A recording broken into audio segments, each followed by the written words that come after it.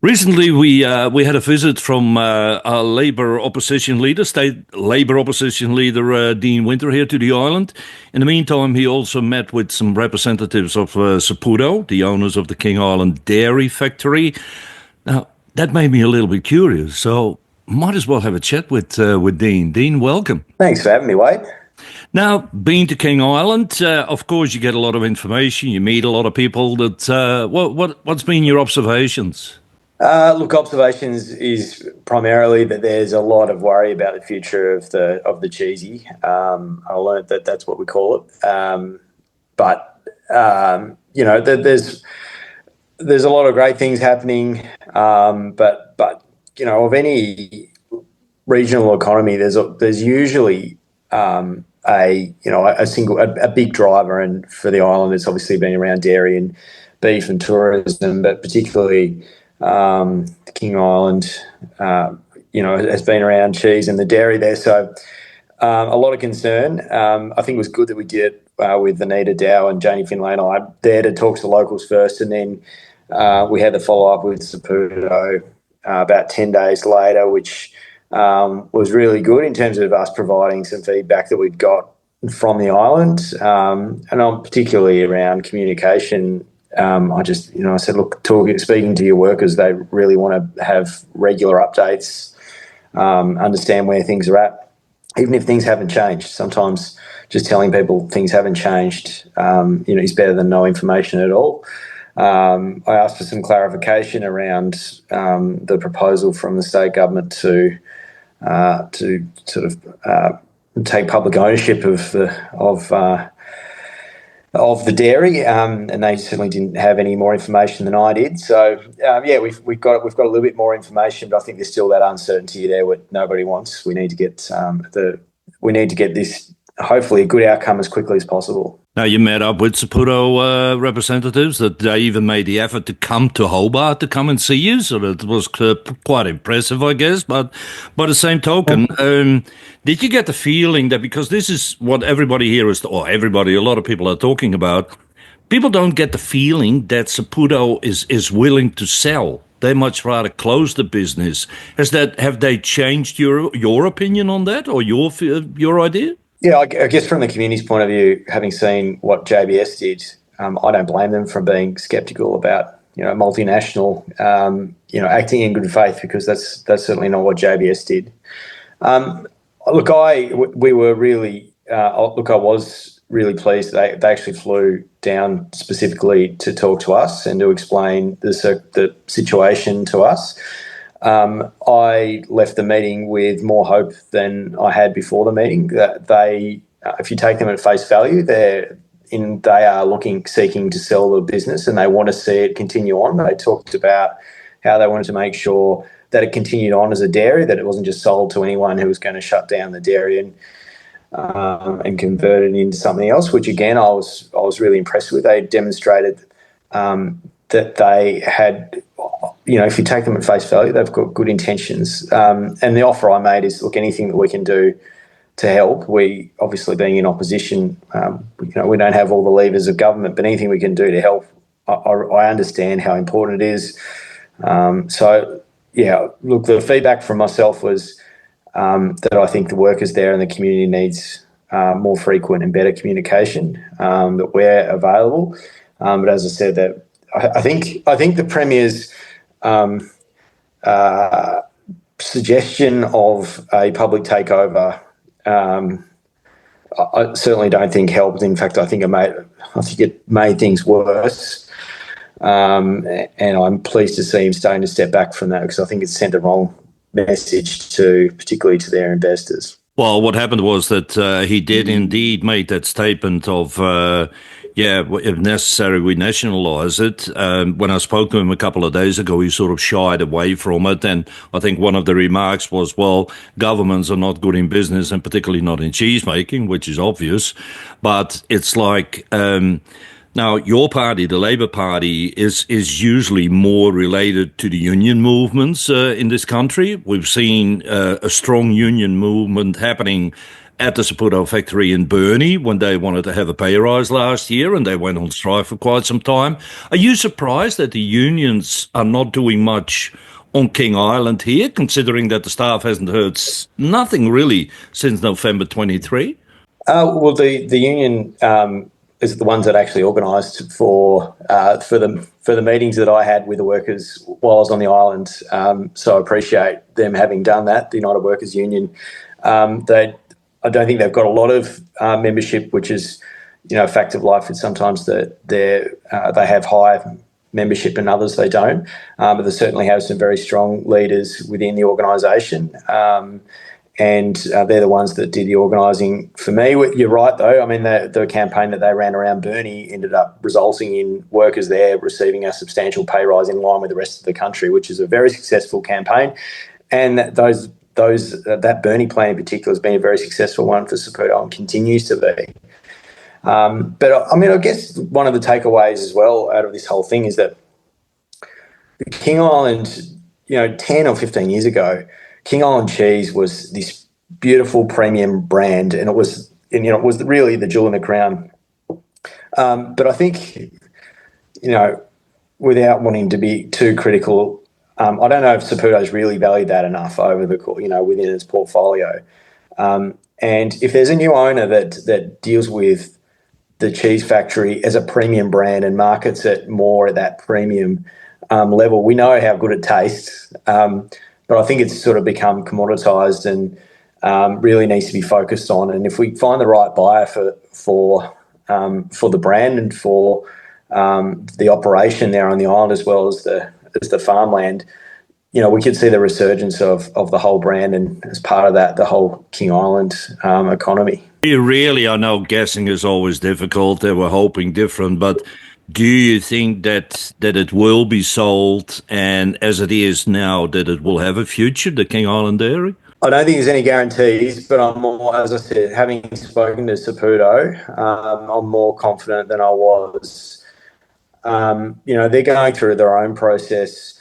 They spoke to me, and I'll let them make their own public statement around the details, but what I'd say is that I was more confident having spoken to them than I was before I did, more confident about their intentions, because that was primarily my concern, but also that there are potential good outcomes here for the island. So, as I said, we're staying in touch with them, and we're offering any support that we can. And look, I think the best thing that the government can do is actually work with them at this stage and work with any potential buyers. As I said, I think the proposal of a public takeover went down like a lead balloon. I think it actually was detrimental to the sale process.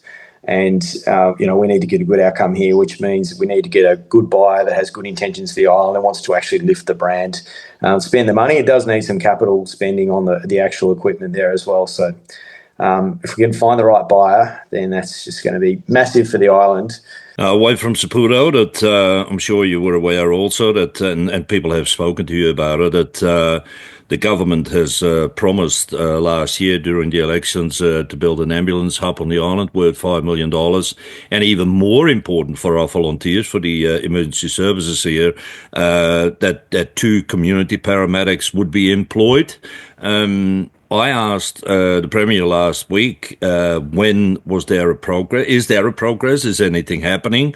And all I got was, well, I'll let you know when that occurs, because we don't have dates yet. Don't you think that, particularly in a vulnerable community like this, where we rely fully and completely on volunteers, and where the ambulance volunteers have strongly indicated that 2 community paramedics would be a savior for the island, that this whole process is taking a long time? Your thoughts? Yeah, look, we spoke a lot on the islands when we were there. Anita Dow obviously was there as well, and she wrote our policy on health for King Island, and she's really strong on nurse practitioners being a huge opportunity for the island. Nurse practitioners being a relatively new kind of position within the Tasmanian health system, but people that can be accessible and provide the level of service that we need. But I guess the challenge is for people like me is to hold the government to account. They made promises around paramedics. Yes, it's in the budget, and that's good, but actually delivering things is not something that the government's demonstrated that they're particularly good at. And so, yeah, we'll continue to ask questions and put as much pressure as we can.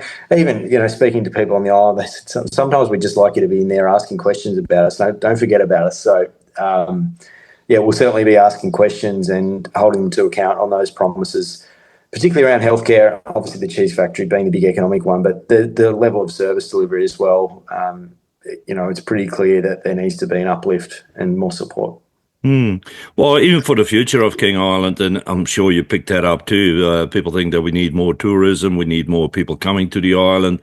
At the same time, what it means is that we need a port that is all-weather proof and where ships can come in day and night, and even bigger ships. Government promised a $150,000 feasibility study. Again, when I asked the question, yes, that is in progress. I asked, well, what outcome are we aiming for? Because when you do a study, you want an outcome, you work towards something. Again, where do you think your government would handle that different? Would you put more effort into that, or put things into place a lot quicker? Like you say yourself, a lot of promises, but where's the action? Yeah, so we made the same promise around spending the money to do the study around transport at the election. I think it's a sensible thing. I know there's been a lot of studies on this. Speaking to a lot of people, they've heard this story before, Wade. But we'll see what that says. Again, it's about putting pressure on to make sure it's getting done. Hopefully, it's actually being commissioned and actually happening. Because again, speaking to Saputo and speaking to other business owners, it is the King Island tax, isn't it? The transport costs, and it's not just, people understand when you live on an island, even in Tasmania, as Tasmanians on the mainland, Tasmania, we understand that we pay more because of the tyranny of distance. We live on an island, and that's exacerbated further if you're on King Island. We understand it, but relative to 10 years ago, transport costs are getting further and further, or, actually getting worse. And it's not just the cost, it's also the actual access, as we know, being more limited than it was before. So getting the review done as quickly as possible, getting the actions in place. I understand, there's still talk about options to go to mainland Australia, to Victoria. Again, we've asked questions. We will continue to ask questions about this. There's, as you know, Wade, plenty of different opinions about this one, about whether it's a viable one, but we're happy to look at any options, even the infrastructure, as I think you mentioned, over at Grassy. Went over and had a really good look, at the infrastructure there, and if there's anything we can do to try and improve that to make it more accessible, more reliable as a service, I think we should look at that as well. Now, you're pretty aware of what happens on this island. Don't you think there's always the element of, okay, we might provide 20% of the economy of Tasmania, but by the end of the day, it's only 900 votes, or just over 900, which is always going to be a disadvantage for a remote place like this, isn't it? Yes, look, I understand that. I was mayor down at Kingborough Council, and we had Bruny Island as part of our council area, and must say some of the conversations I had on King Island were very similar to the ones I used to have on Bruny. People feeling like they didn't get the level of service that they deserved. They're putting more back in, and they weren't getting the attention that they deserved. So I think it's first and foremost really important that people in positions like mine make sure that we're there, we continue to show up, and I don't want to be negative for the sake of it, because I know that the Premier has been to King Island a lot and continues to go a lot. And frankly, I was there for work, Wade, in King Island. I had the best couple of days I've had in a long time. It's a great place to come. So turning up, making sure the local members are across the issues, is the way that we demonstrate that we're interested. But then the bigger part is the action. If we're going to promise additional healthcare services, then they actually need to be delivered. And you don't want to be waiting for years when just speaking to people about the level of service on the island, that there needs to be an immediate uplift, particularly around that paramedic. Plenty of work to be done on King Island. Yeah, but plenty of opportunities as well. If we get if we can this dairy, if we can get this dairy issue sorted out, I mean, there's so many good things going on and so many opportunities, and you just, I know you already know this, Wade, that you live in a very, very, very beautiful place, and I can't wait to get back there again soon. Dean Winter, we thank you very much for your time. Thanks so much for having me, Wade. Look forward to coming over and seeing you again soon.